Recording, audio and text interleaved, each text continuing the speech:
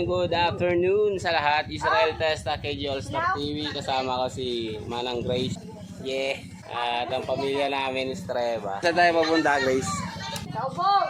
Sa Ubong, yun. Tinatawag nilang Ubong. Meron doong kuweba, tapos, ayun, paliguan. Dagat din naman. Ito mga kasama ko. Ito ang sasakyan namin. Ako sa Nawang. Tricycle, sama motor. Ang dami namin, mga bata kasama namin. Ito yung pangilang araw na ba ako dito.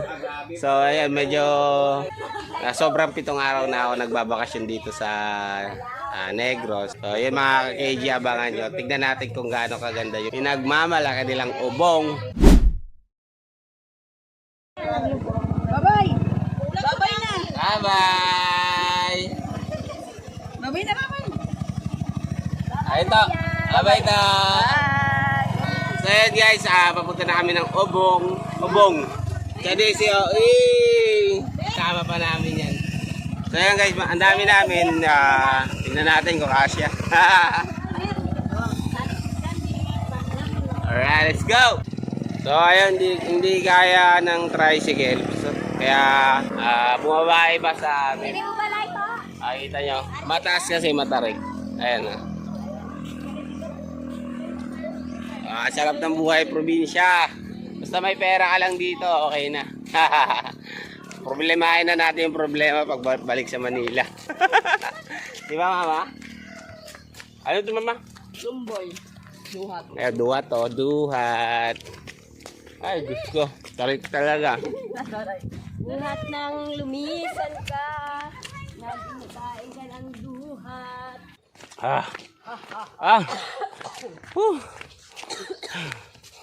Hindi pala biro yung akyat. Akala ko haglit lang. Ayan. Ay sumundo sa amin. Akala ko saglit lang, be. Akala ko saglit lang yung ayun mga boss, sinundo kami ni Bete. Kasi medyo talagang mataas yung lugar. Ayan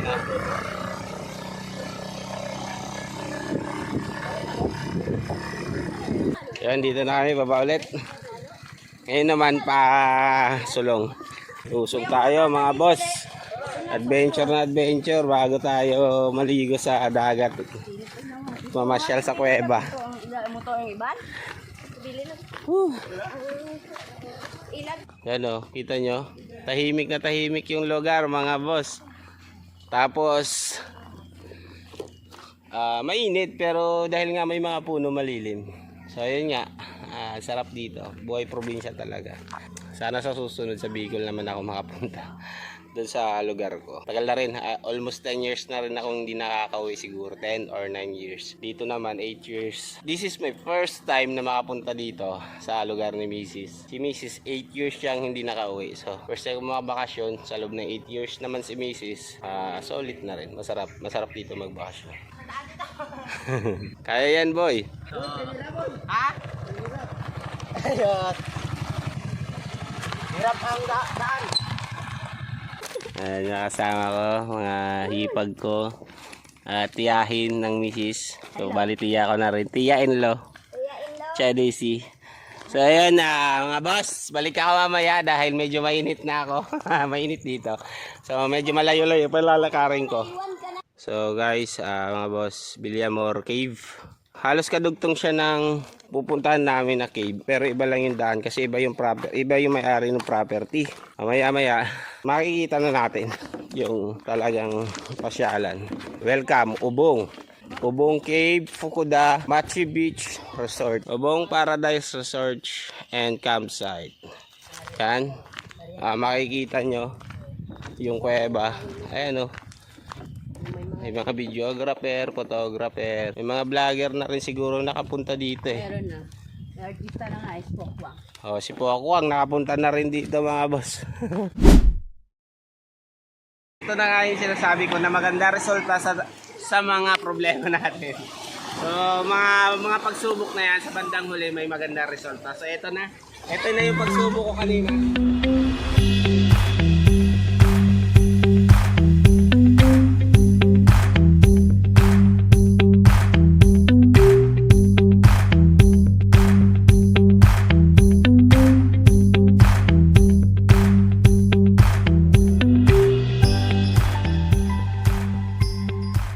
nakikita nyo naman, hindi ka magsisisi sa puti ng buhangin.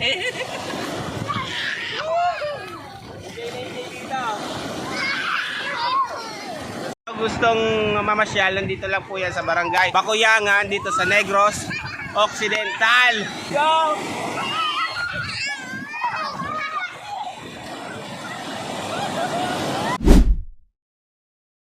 Ay mga cottage dito. Ito yung dagat. Parang white na rin yung buhangin. Ayun yung cottage namin. Boy oh. Mukha ni Boy oh. Ayan mga bossing. Kita nyo naman. Hinubaan Negros. Asa Negros tayo. Akala nyo nagbibiro ako. Dadayo ako kahit saan. Basta may pera. Sambahin ng mga sawi. Sa mga sawi dyan. Dito na. Hoy. Dito ka dapat tumatambay ito eh. Ayan. So, hindi tayo pwede dyan. Hindi tayo sawi. Ito yung mga motor na ginamit namin. Yung tricycle na iwan doon sa taas. Ayan yung palibot. Malinis. Bundok. Sabay dagat. Solid. Ayan. Ito yung paikot. Ikotin natin yan. Life jacket. Pag magtutur kasi kayo, nandoon banda yung bangka. Pwede rin po kayo dito magpa-picture. May pa-heart sila dito. Pwedeng, ayan, nakikita yung kanto. Yung kanto, ayan. Nakikita nyo yan. Pwede kayo magpa-picture dito mga boss. Goods na goods dito mga boss. Kita nyo na.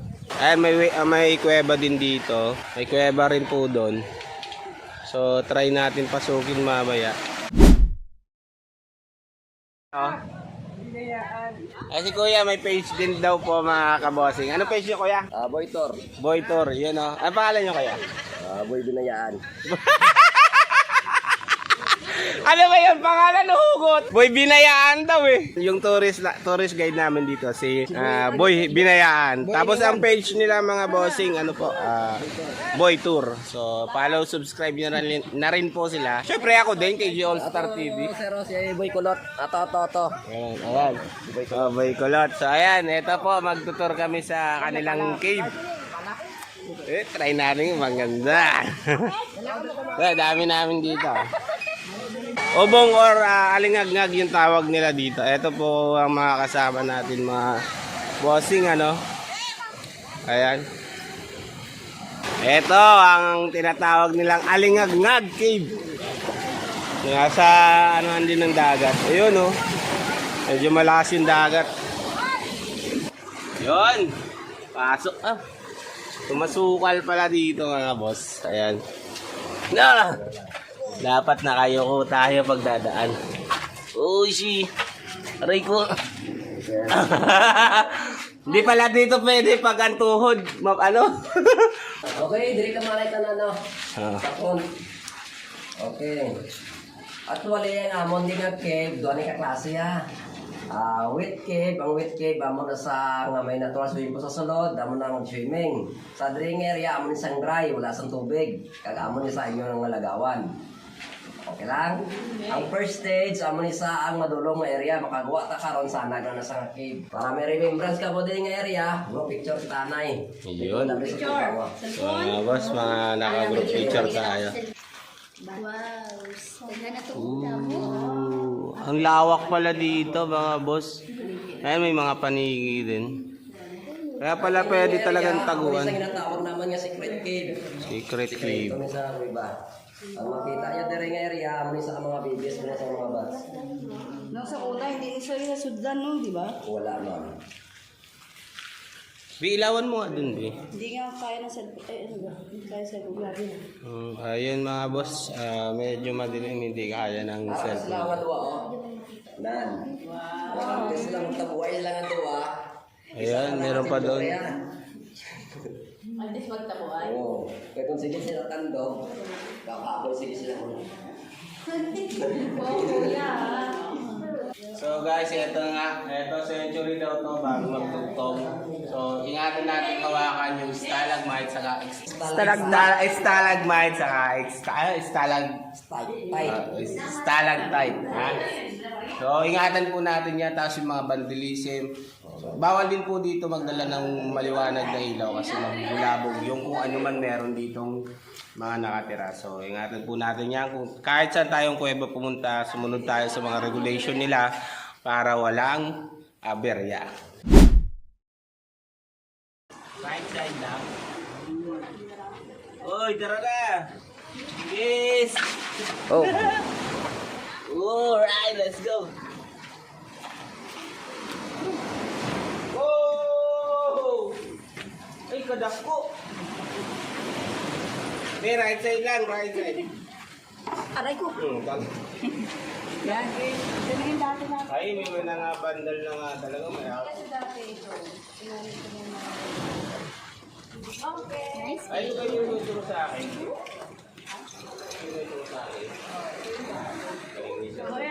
So ayun, nakalabas kami sa unang stage. Dito kami sa pangalawa. Oo, kikita nga. Napakagaling naming tourist si Boy Iniwan. Ano yun? Binayaan. Ang lapit ni Kuya mag-explain. Siyempre nakakaintindi din tayo ng Bisaya. Hindi lang tayo masyadong makaintindi pag malalim. Saka hindi ako makapagsalita ng diretso. Nag-aaral pa lang ako mga boss. Kikita nyo naman, oh. Ito yung tingin ko kasi nito rhino sa kaunggoy, eh, no? Pero yung iba, ang iba nitong paliwanag, para siyang dolphin. Yan. Yan, parang dolphin yan. Tinatawag ko kayong lahat. Wala, no? Kayo ang mga inipon. Okay. Amo ni sang formation sang sang kill sang dolphin na duwa sa ka formation makita nyo ha. Focus tanay sa right side. Right side tanay ha. Kaya makita nyo nga formation? Itaw. Di ba pis sang tao lalaki? Oh, Okay na. Okay, sa din sa gani nakatulok, di ba sa piyak na side? Sa piyak na side, amo na ginatawag naman niya Lovers Mountain. Ito mo ato dito ang pis sang babae. Oh, activities, hiking, trekking, adventure, pagpakadto na nasa cave ni Villamor. Nahanap niya ang kanya. Yung akbang amo na sang rhinoceros. Di ba? Sabi ko siya, Okay na. Bubo yun. Sabi ko nga sa layo. Ang himuon ta subong, di ba yung partner layo no, hindi nato makita. Sino nga isa ka babae sing volunteer nga pares tanay sa itsura sa lalaki? Marian kay Sawi. Vote! Majorities vote, Marian. Marian.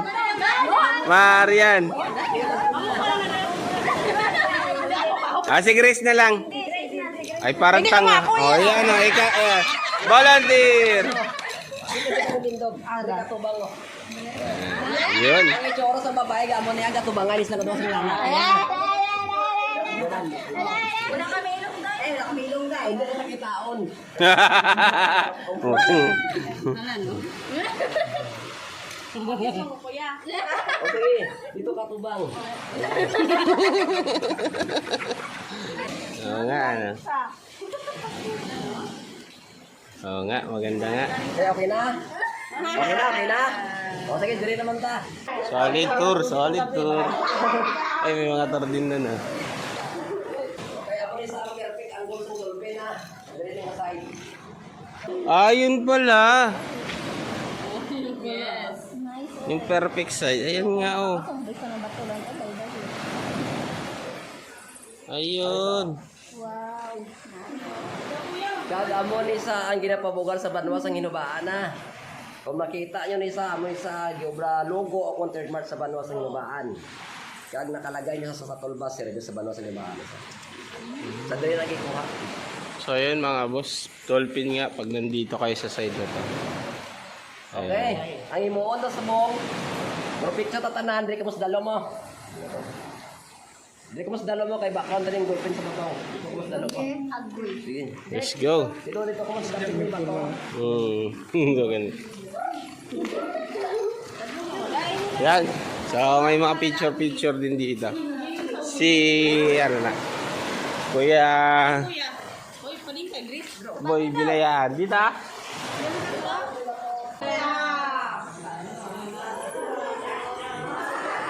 Eh, ba yun?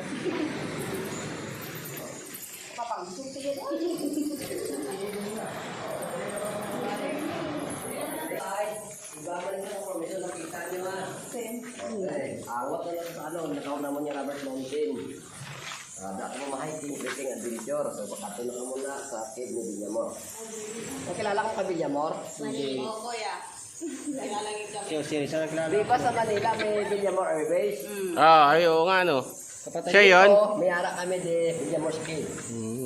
Siya lang na Japon, siya lang nasa. Ay, isa lang pong tao yun. So yun yung Kaya Villamor. hindi mo nasa Soldiers pa ni Douglas Macaroto. Si Villamor, isa na sa first Filipino pilot. Siyang ano, siya pinakauna o isa lang? Siya pinakauna nga piloto sa Pilipinas. Kahit tungod, nasa half America na sa. Siya na ang nagbulig sa aton sa paggira sa mga Hapones. Di ba sa una ang Pilipinas gagaw sa Hapon. Amo sa World War II sa since of 1942. Tapos si Villamor sa diri sa nagkadtong area nag-hide kag amo ang naghatag sa info kay Douglas MacArthur. Alright. Tapos ang gihimo sa iya, nagkadto diri nga area, ipasakay sa isa ka US Gideon submarine. So dito rin dumaong yung Sa may part sa Nabaan pagkato sa Kathmandu. So yun. Tapos nagpalutaw sa tatlo ka rubber boat. Ang duwa gipaon niya pagkato diri nga side. Ang area open isa. Ang sa wala nga side amo na sa ang Hulo-Sulo Mindanao. Ang sa to amo ni sa ang boundary sa Malaysia. Tapos gilagas ng Japanese, yan naman nag-exit sa dressing area ng kadto. Ito. Alright. Kang nagsiling si Douglas Macaroto, di ba, siya return? Ay, siya lutar. Siya ang gibilin sa Pilipinas. Tapos siya paghatag sa info kung sa dindampi ang mga kota sa mga Japanese. Balik ni Douglas MacArthur, kabalo na sa kung sa dinsang area magbumba. Kaya madali na nagapi yung Japanese dahil kay Villamor. Okay na? Ayun, okay.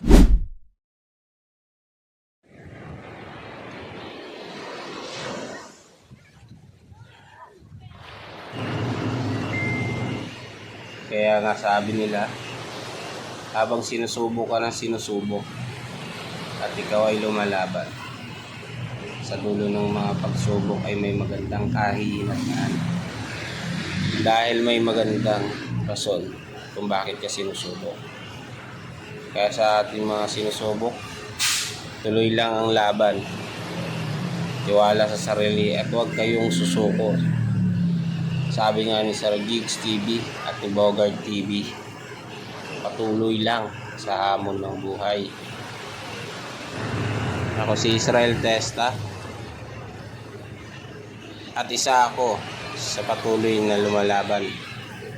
Tiwala ako sa Diyos na lahat ng bagay na ito ay mangyayari at magbubunga ng ganda para sa aking pamilya. Maraming salamat.